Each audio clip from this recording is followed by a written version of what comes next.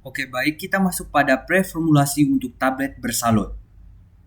Yang pertama itu pertimbangan ukuran tablet inti.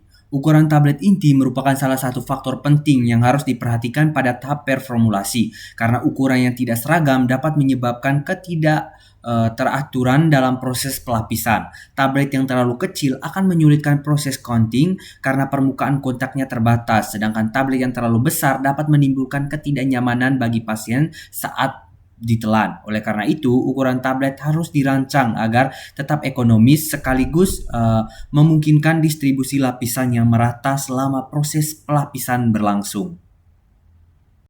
Yang kedua itu kekerasan permukaan, di mana kondisi permukaan tablet inti sangat mempengaruhi keberhasilan adhesi lapisan coating. Permukaan yang halus, padat, dan tidak berpori akan memudahkan lapisan menempel secara merata dan stabil, sedangkan permukaan yang kasar atau rapuh dapat menyebabkan lapisan menjadi tidak seragam, mudah rusak, atau bahkan terkelupas. Selain itu, kekerasan tablet inti juga harus diperhatikan agar mampu bertahan terhadap gesekan mekanik selama proses pelapisan. Yang ketiga itu kestabilan bahan aktif. Kestabilan bahan aktif merupakan aspek krusial dalam pengembangan tablet bersalut karena banyak zat aktif yang sensitif terhadap faktor lingkungan seperti cahaya, kelembaban, dan oksigen. Jika tidak dilindungi dengan baik, zat aktif dapat mengalami degradasi yang menurunkan efektivitas obat. Oleh karena itu, pemilihan metode dan kondisi pelapisan harus disesuaikan dengan sifat kestabilan bahan aktif, misalnya dengan menghindari suhu tinggi atau paparan kelembaban berlebihan selama proses counting. Yang keempat itu interaksi pelarut atau polimer. Interaksi antara pelarut polimer dan bahan aktif harus dievaluasi secara menyeluruh untuk mencegah terjadinya inkompatibilitas. Pelarut yang digunakan dalam proses pelapisan, baik berbasis air maupun organik, tidak boleh melarutkan atau merusak zat aktif. Selain itu, polimer sebagai bahan utama lapisan harus bersifat inert dan tidak bereaksi dengan bahan aktif. Oleh karena itu, uji kompatibilitas sangat penting dilakukan untuk memastikan stabilitas dan keamanan formulasi. Selanjutnya itu tujuan pelapisan tablet. Yang pertama itu proteksi zat aktif. Salah satu tujuan utama pelapisan tablet adalah untuk melindungi zat aktif dari pengaruh lingkungan eksternal seperti cahaya, udara, dan kelembapan yang dapat menyebabkan degradasi kimia maupun fisika. Dengan adanya lapisan pelindung, stabilitas obat dapat dipertahankan selama penyimpanan dan distribusi.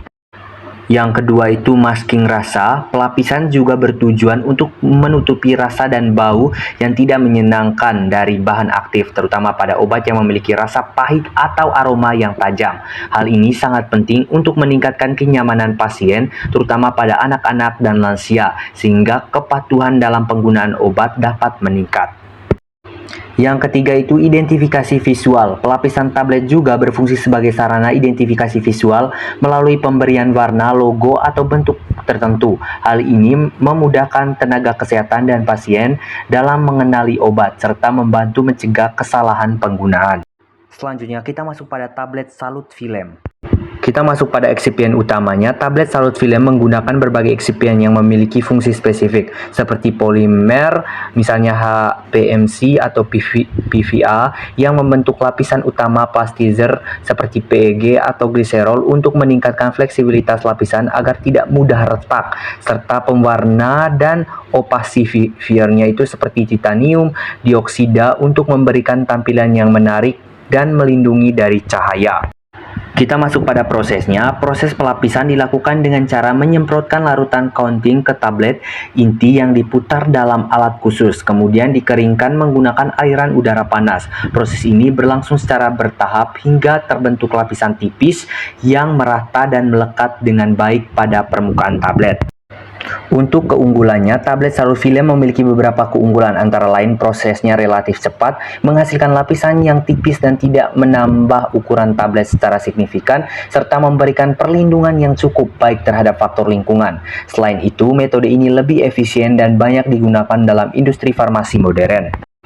Untuk kendalanya itu, meskipun memiliki banyak kelebihan, pelapisan film juga memiliki kendala seperti memerlukan peralatan khusus dan kontrol parameter proses yang ketat. Variasi kecil dalam suhu, kelembaban, atau kecepatan penyemprotan dapat mempengaruhi kualitas lapisan yang dihasilkan. Selanjutnya kita masuk pada tablet salut gula. Kita masuk pada tahapannya. Pelapisan gula dilakukan melalui beberapa tahap yang cukup kompleks, dimulai dari selling itu untuk melindungi tablet inti, dilanjutkan dengan subcoating itu untuk menambah ketebalan, sedangkan smoothing itu untuk meratakan permukaan, coloring itu untuk memberikan warna, dan diakhiri dengan polishing untuk menghasilkan permukaan yang mengkilap. Untuk eksipien yang digunakan dalam pelapisan gula meliputi sukrosa sebagai bahan utama, gelatin untuk membantu pembentukan lapisan, pewarna untuk estetika, serta lilin yang digunakan pada tahap akhir untuk memberikan kilap pada tablet. Untuk tantangannya itu, metode ini memiliki beberapa tantangan, antara lain proses yang memakan waktu lama, peningkatan ukuran dan berat tablet yang signifikan, serta sensitivitas terhadap kelembaban yang dapat mempengaruhi stabilitas produk. Selain itu, konsistensi antara batch juga lebih sulit dijaga dibandingkan metode lain. Selanjutnya, kita masuk pada tablet salut enterik. Yang pertama itu polimer enterik. Pelapisan enterik menggunakan polimer khusus seperti selulosa, asetat atau cap, HPMCP, dan eudragit yang memiliki sifat tidak larut dalam kondisi asam tetapi larut pada pH yang lebih tinggi sehingga memungkinkan pelepasan obat terjadi di usus. Untuk tujuan utama dari pelapisan ini adalah untuk melindungi obat dari degradasi di lambung, mencegah iritasi pada mukosa lambung, serta memastikan bahwa obat dilepaskan pada lokasi yang tepat untuk mencapai efek terapi yang optimal. Untuk evaluasinya itu dilakukan melalui uji disolusi 2 tahap, yaitu pengujian dalam media asam untuk memastikan tidak terjadi pelepasan obat. Kemudian dilanjutkan dengan media buffer untuk memastikan bahwa obat dapat dilepaskan dengan baik di usus. Selanjutnya kita masuk pada evaluasi mutu tablet bersalut. Yang pertama itu penampilan. Tablet harus memiliki penampilan yang baik dengan warna yang seragam, permukaan halus dan bebas dari cacat seperti retak, pengelupasan, atau bintik-bintik. Yang kedua itu keseragaman bobot. Pengujian ini dilakukan untuk memastikan bahwa setiap tablet memiliki bobot yang konsisten sehingga kandungan zat aktif dalam setiap unit dosis dapat terjamin keseragamannya. Dan yang ketiga itu kekerasan dan kerapuhan, di mana tablet harus memiliki kekerasan yang cukup untuk menahan tekanan selama proses distribusi dan penyimpanan, namun tidak terlalu keras sehingga menghambat proses disolusi. Uji kerapuhan dilakukan untuk memastikan tablet tidak mudah hancur akibat gesekan. Yang keempat itu waktu hancur, di mana waktu hancur harus sesuai dengan jenis pelapisan yang digunakan. Tablet salut film biasanya memiliki waktu hancur normal, sedangkan tablet enterik menunjukkan waktu hancur yang tertunda. Yang kelima itu uji disolusi, di mana uji ini bertujuan untuk mengetahui profil pelepasan obat dari tablet, sehingga dapat dipastikan bahwa obat dilepaskan sesuai dengan tujuan terapinya. Dan yang keenam itu kadar zat aktif, di mana penetapan kadar dilakukan untuk memastikan bahwa jumlah zat aktif dalam tablet sesuai dengan yang tertera pada label, sehingga efektivitas dan keamanan obat dapat terjamin. Selanjutnya kita masuk pada pertimbangan pemilihan jenis pelapisan. Yang pertama itu berdasarkan sifat bahan aktif. Pemilihan jenis pelapisan harus mempertimbangkan sifat fisiko-kimia bahan aktif seperti kestabilan terhadap asam, rasa, dan sensitivitas terhadap kelembaban. Misalnya bahan aktif yang tidak stabil dalam asam cocok menggunakan pelapisan enterik, sedangkan bahan dengan rasa pahit dapat menggunakan pelapisan filem atau gula. Yang kedua itu berdasarkan tujuan terapi. Jenis pelapisan juga ditentukan oleh tujuan terapi yang ingin dicapai, seperti pelepasan cepat, tertunda, atau terkontrol. Pelapisan filem umumnya digunakan untuk pelepasan cepat, sedangkan pelapisan enterik digunakan untuk pelepasan tertunda di usus.